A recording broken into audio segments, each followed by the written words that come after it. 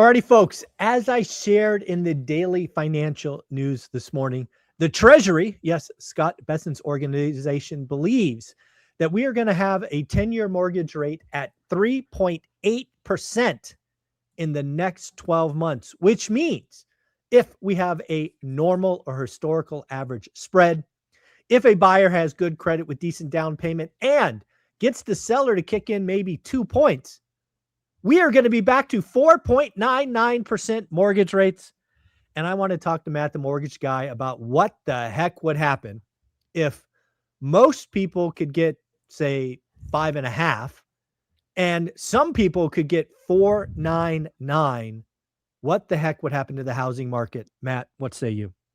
This is a good exercise, and I like this question. You know, for the audience, I had no idea what we're going to talk about. So do. This is my raw, real reaction. And the first thing that comes to mind, I like keeping it simple with people, and for most part, I'm a simple public school educated kid. I'm not an economist. I'm never going to pretend like I know every stat and every number.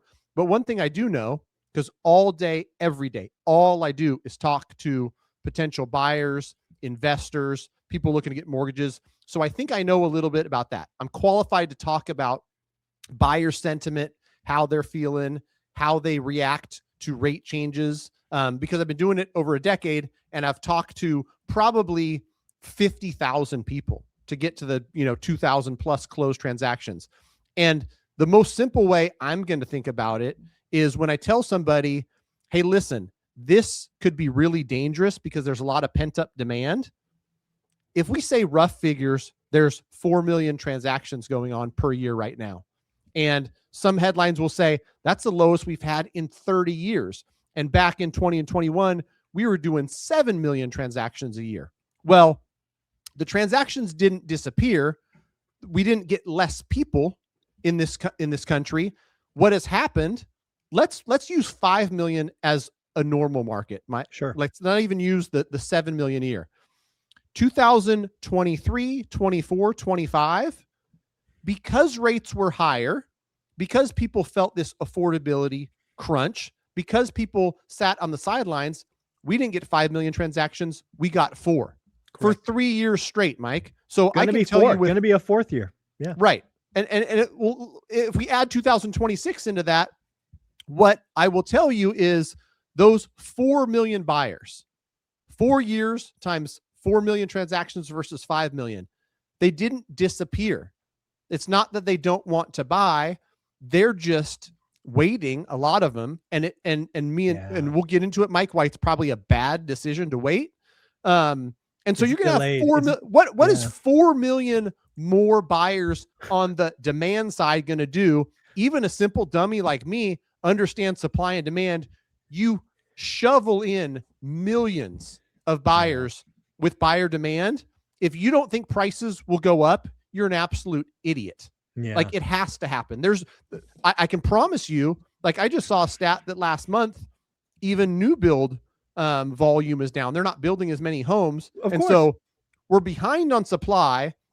There's less supply than ever.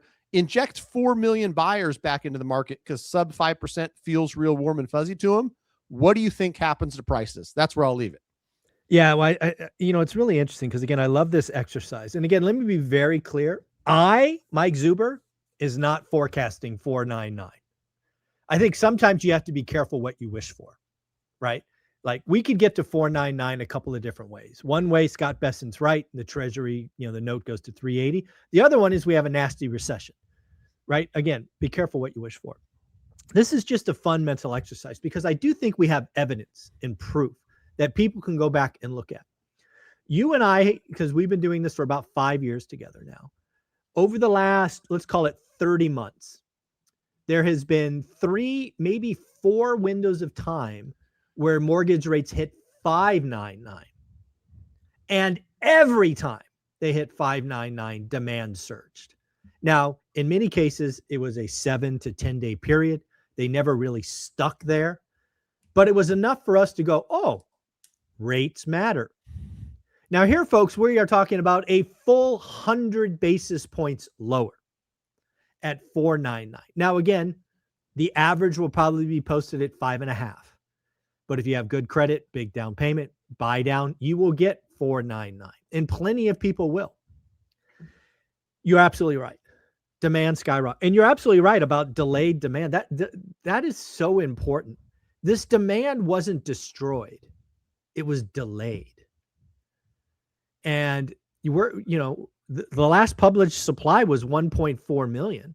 And if you take out 600,000 of that, which is, or maybe 300,000 of that, which is $1 million homes, which don't apply, you're at 1 million entry-level housing. You already have 4 million transactions. And if you add, delayed demand, let's say even half of it shows up. I mean, really? Do we need to test supply and demand again? This is crazy. Right. It'll be absolute bonkers. I remember a story, and I feel like it might have been you that told it, or I don't know where I heard it, but it was Apple or one of these companies that talk about delayed demand. Yeah. And there's certain things like a house or a kid who's going to school who needs a MacBook. Yep. People are going to buy it, but if a storm comes through a town and people are stuck at home, if you're a restaurant owner, it sucks because the demand for tonight's dinner, gone. It Never comes back. And goes. Yep. The kid needs a MacBook to go back to school. He doesn't buy it today because there's a big storm, power's out, whatever the case may be.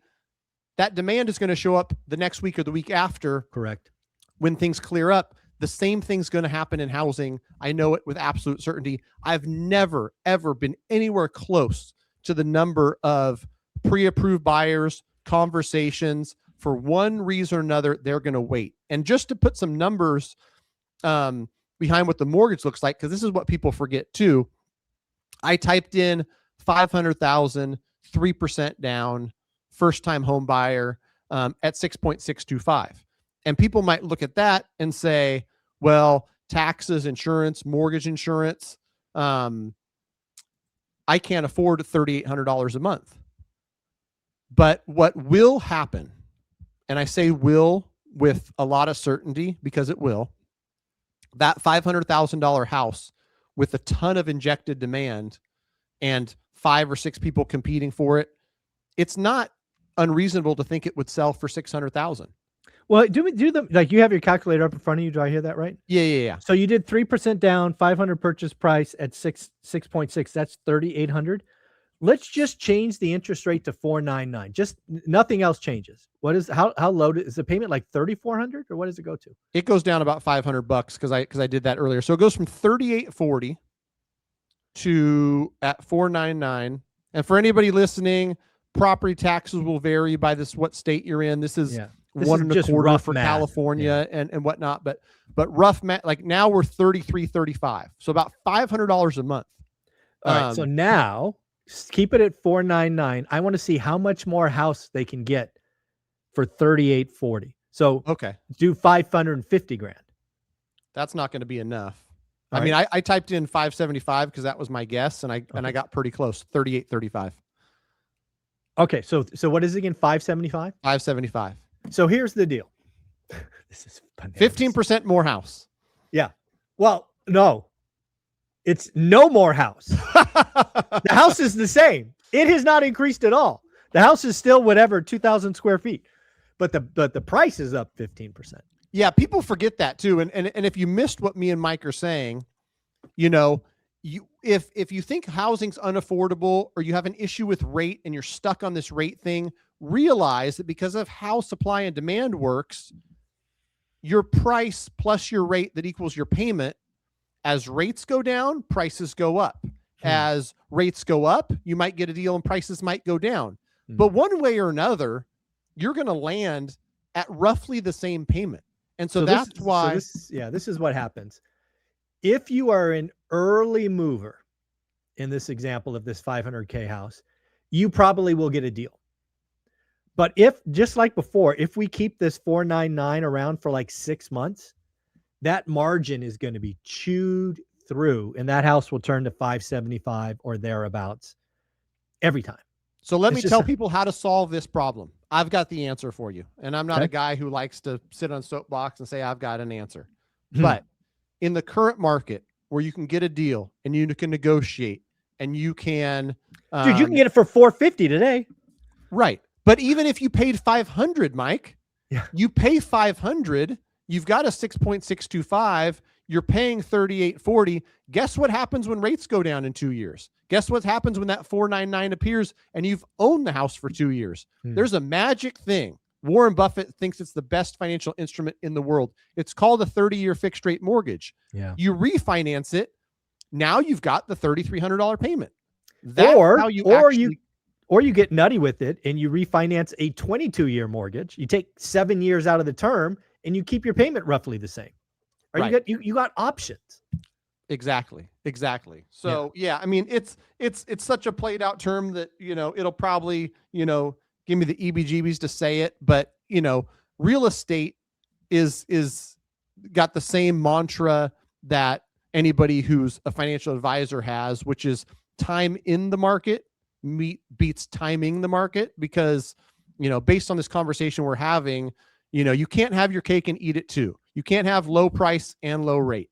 So, well, let me ask you this question. Obviously you are a team buyer. You've got, hundreds, not thousands of people pre-approved. They're hungry for lower rates. The one question I have as the economist in this conversation, what happens to supply? Because I think that's a missing ingredient. We've already talked about the delayed purchases of roughly 4 million, but I got to tell you, at 499, there's probably a lot of people that want an extra bedroom. They want to move areas of town. And we could also see more supply, which is, I would love for it to happen. And I think that there's going to be a certain percentage of it. The amount of conversations I'm having now, Mike, especially with so many products available, like the HELOC we've talked about on here, where people can, tap some of that equity without selling. Mm-hmm. There's going to be some people that need to sell and they need every ounce, every dollar of equity that they have in their current house. But, maybe it's because I'm listening to a bunch of stuff and I'm thinking about what retirement's going to look like in 15 years. And I'm having the daily conversations with people who actually own homes and want to move up. Right. So many people are being wisely told, and they're wisely making the decision. This 2.5% interest rate is one of the best assets I have on my balance sheet. Yeah. They're doing everything they can to keep that home, even if it means, hey, I'm going to put less down on my move up house. I'm going to have a bigger payment on my move up house than I thought I would. Literally had the conversation this morning. Room full of smart people, networking event with other professionals, and we're outgrowing our house, but I have an $1,100 mortgage. I've got it. Like, we went around the room too. And it's like, my current primary, if I moved out of it, the spread between rent and my mortgage payment is like $1,800 a month. Bananas. So I would have a big mortgage if I bought something at today's rates and I bought a bigger house with a higher price tag. Mm-hmm. But I'm going to offset by $1,800. And the crazy part is, with the interest rate I have on my current mortgage, $1,200 of that payment is going towards principal. It's getting paid down $15,000 a year. So that's a great financial asset. Oh, for sure. I'm not the only one that knows that. And so it's going to unlock some supply. You're right. But I think some people that model out, well, now it makes sense because they're only leaving a 3 for a 499. It's not that big of a spread. That 3%. Yeah, you're right. I think there's going to be lots of accidental landlords, right? They didn't buy it planning, but you're right. That anything 4% or lower is likely going to be a generational asset, just generational. Right.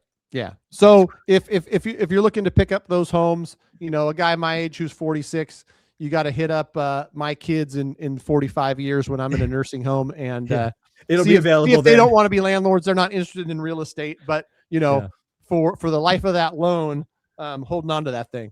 There you go. Yeah. So again, I think it's really interesting. The Treasury, AKA Scott Bessent, did say, again, you can Google it yourself, that the forecast is for the 10-year note to be 3.8.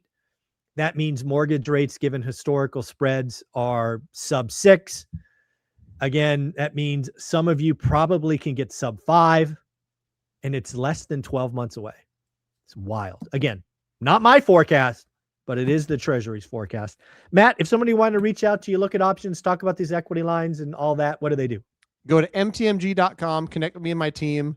We've had more booked calls, more conversations than ever. As most people know, I love the ORAT community. So if you book a call, do me a favor, tell me as much information about your scenario as possible. Let me know you're from ORAT.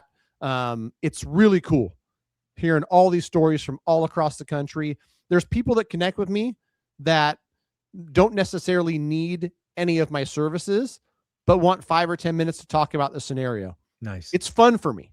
So reach out. Let me know what you're working on. Let me know if you want my thoughts. I've had a lot of these lately too, where whether it's a refinance or a HELOC, or this guy had a 50-40-10 that he did with our buddy Stephen Dow. Yeah. And he's like, we might move into it and then, refinance it as our primary.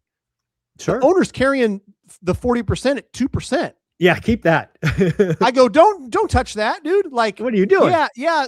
Stephen had to write the first at 8%, but blended, you're like 5%. You're not getting anywhere close to that, man. Hold on to that thing.